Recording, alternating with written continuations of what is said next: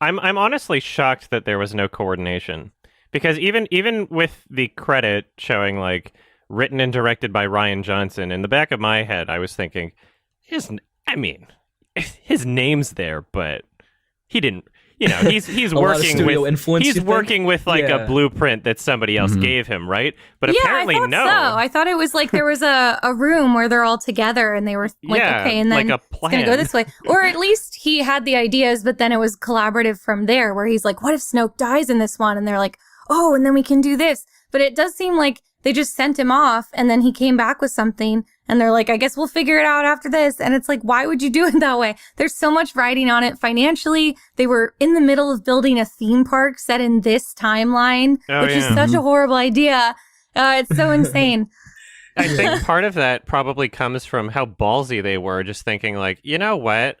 We can do anything and people will eat this up. I think that's how Disney thought about Star Wars. I think it was that. Yeah. I think you're right. They were like, we don't need to do anything because it's Star Wars. You can tell they had it was like all hubris. Sure. There's a lot of things going on. Ryan Johnson's definitely a talented director because he made Knives Out, which I think is really good. I think that's a really good movie. And I put some of the responsibility on J.J. Abrams and also Kathleen Kennedy, who was like the producer of the trilogy.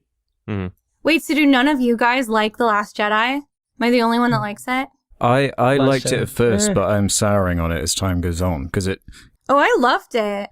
Yeah, I did as well. Well, in the trilogy, it doesn't work, but that's not the fault of the movie because, like, the trilogy, he thought they were going to continue his story, and I felt like he did leave it open for them to do that. It's almost too conclusive, the story. Oh no, I loved it. I loved that it was conclusive. I mean, that was like literally, I made a wish list before the movie came out, and I was like, what if Snoke died in the second one? That would be such a game changer. And then it literally happened. So I was so excited because, like, I don't know. I liked that people said it was conclusive, but to me, it was like the opposite of it because it was like there was intended to be a third movie. And the fact that so many of what you thought were like these basic boring plot threads were wrapped up left you to have this kind of like gray character beats, like moral ambiguity. You're like, now we don't have a cartoon villain. We have Kylo Ren, who's like a conflicted villain, and he's probably going to have to lead the First Order in the next one. And you have all these pieces set up where you're like, oh, it could go anywhere. Like all bets are off. So yeah, I didn't feel like it felt over. I felt like it had negated all of the most predictable story beats and kind of like pruned those threads. So you felt like all the remaining possibilities would probably be something really unique and exciting and not just Palpatine coming back from the dead. I guess somehow. that's what I lament more, yeah. I agree that that's exciting, but it has for me, in order for that to work, I mean, if you're going to do a third movie, it's like you have to have that has to feel justified somewhere, right? Because like the trilogy doesn't end on the second movie out of the trilogy. Personally, I'm a little indifferent about it. I don't really care too much about Star Wars as a whole. I'm not like a huge fan of any of the films. But for me, episode 8, I loved what was happening filmmaking wise. I loved the cinematography. Like some of the most memorable parts are like the visuals for the salt red planet and the crashing and blah blah blah. And it's like visually that's really striking and I love it. But story wise, it's not like I was like offended at anything. It's just I wasn't really that invested. And then key moments like I don't know. It's always it always irritates me no matter what the film when it's like love saves the day. And we kind of got that message with Rose and what's the guy's name? Where it's like she crashes into him.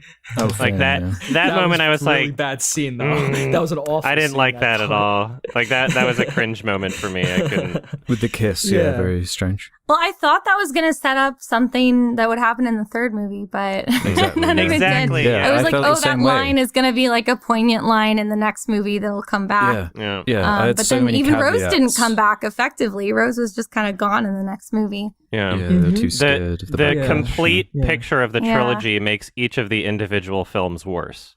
They all drag each other down. I don't know. Yeah, I guess I still like The Last Jedi the same amount because I think, like, especially knowing it was created in isolation, you're just like, well, he thought it was going to have a better ending after it.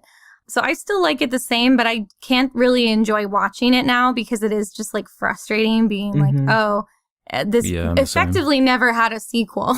Yeah. It basically just, didn't end because, no one attempted to pick up those plot threads at all. Yeah, none of them were picked up. Yeah. I think ranking them, it's not the worst movie. There are a lot of prequel fanboys who go after it. I think Attack of the Clones is a worse movie than. No, I blame 7 more as well. Yeah, Revenge of the Sith. You want to debate? Of course, one, Revenge of the Sith has some redeemable parts, some funny parts, I guess. Attack of the Clones is boring. That's just fucking boring. Yeah, Revenge of the Sith is camp, which I think is fun. Yeah, Attack of the Clones I think is a little worse. I think Phantom Menace is the worst of all. But I think Last Jedi is better than those. No. I think it's better than a lot of those. Yeah. It's just, it's a little more interesting. It's a little better shot. The story's better. There's a few things like that.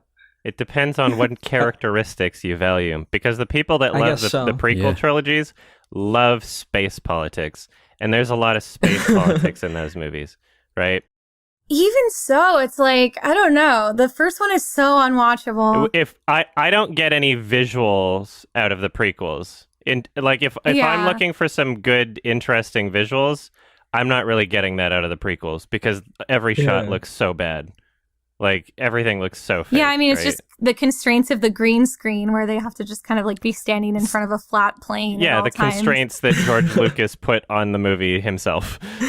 Yeah, I don't know exactly. The restraints he consciously gave himself. They're a fascinating series of movies. Yeah, for sure. Not for me. I mean, none of them are really for me. Yeah. Anyway,